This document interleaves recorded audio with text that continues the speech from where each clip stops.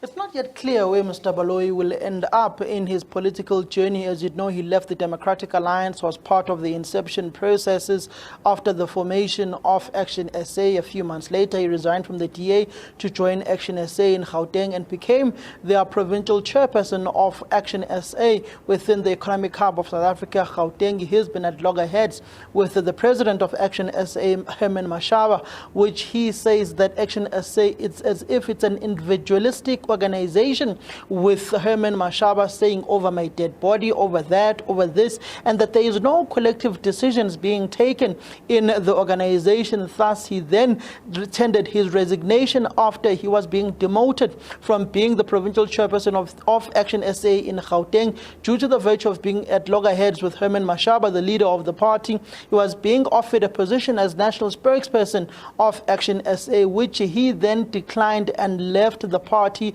and resigned with immediate effect. We do anticipate here that when he arrives, he will be alongside Tlologe Museki, who is the former ActionSA Ekurhuleni regional leader who resigned yesterday, who was the caucus leader in the Ekurhuleni Council, with Ekurhuleni having a council meeting today. Museki, who's a former councillor, resigned yesterday. I did see him earlier on here in Sandton at this venue where we are at, that he will be alongside Bongani Baloyi.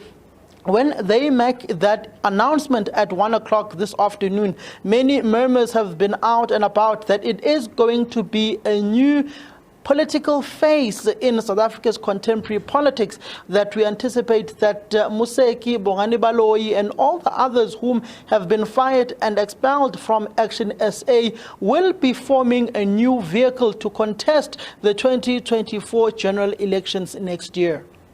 Samkele, is it highly improbable that Baloyi could announce that he's joining the ANC? That is a pipe dream, which I don't see happening. Bongani Baloyi at this point in time will not be joining the African National Congress.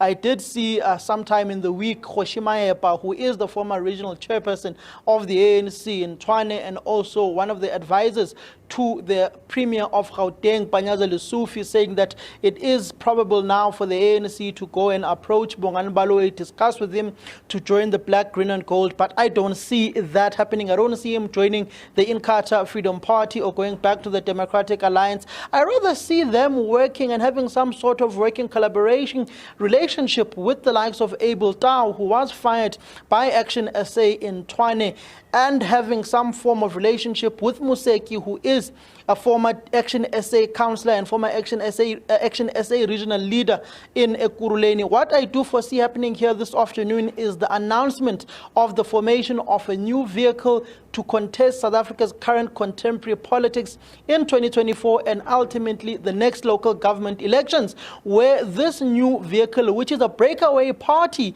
effectively from ActionSA, will look at eating and encroaching into the township vote of ActionSA, particularly when you look at how ActionSA dealt with Abel Tau in Tshwane. Abel Tau has gone back to his constituency in Mamelodi, in Atteridgeville, in Mabopane, in Ga-Rankuwa, in making sure that he dismantles and effectively dislodges ActionSA voter base in those townships of Tshwane.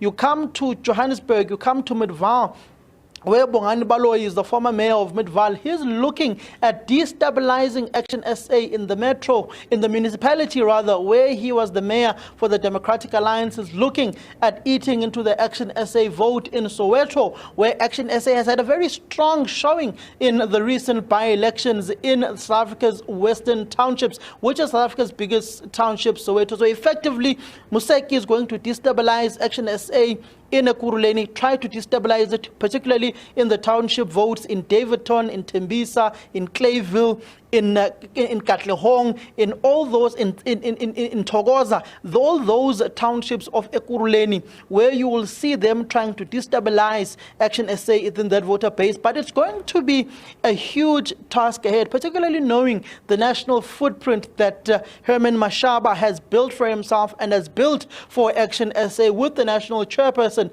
Michael Beaumont. With these two former leaders of ActionSA, coupled with Abel Tau in Pretoria, we effectively want to take the battle to the doorstep of Michael Beaumont, the national chairperson of ActionSA, and Herman Mashaba, who is effectively the president of ActionSA. Interestingly, ActionSA themselves have not gone to a national conference. They were still in the middle of building regional provincial structures, and those regions and those provinces are also yet to go to their own provincial conferences to elect a leadership of ActionSA. The current leadership is effectively an interim leadership of the party that will usher in that inaugural national conference of ActionSA.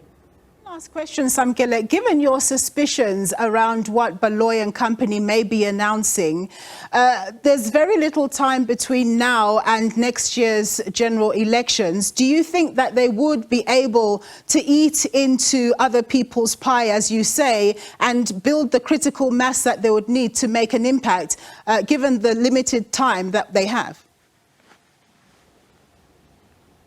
If you look at the formation of political parties in South Africa, particularly if they are formed around a strong political figure and a strong political individual who has built a following in their previous form of deployment from another party or from that party, and they break away to form a new party, they effectively have a strong showing at the polls. You look at the formation of the Congress of the People, you look at the formation of the Economic Freedom Fighters. They were led by individuals who had a strong political background, strong political acumen, and a strong following in the grassroots of South Africa in the mass population. But on the contrary, you look at the likes of Abel Tau, they are pretty much regional leaders. You look at Bongani Baloyi, pretty much a regional leader. He's more grounded in Gauteng politics, but he's not a national figure. He's not had a national footprint. He's trying to build a national footprint through ActionSA with the various coalition governments, but effectively there are regional leaders, Bongani Baloyi, Abel Tau,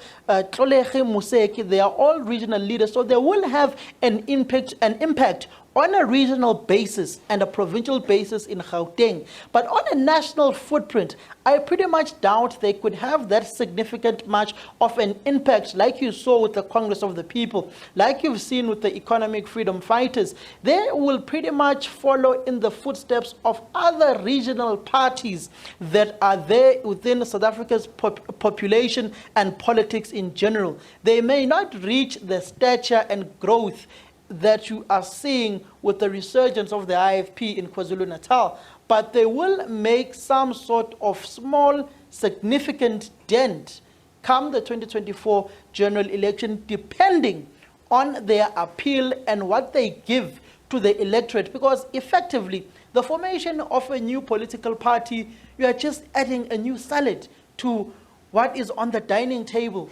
that South Africans already have to eat. But you don't see that much of a difference that they will be bringing into the fore, because they are coming with the same kind of politics that you saw being portrayed in ActionSA, saw being portrayed in the Democratic Alliance.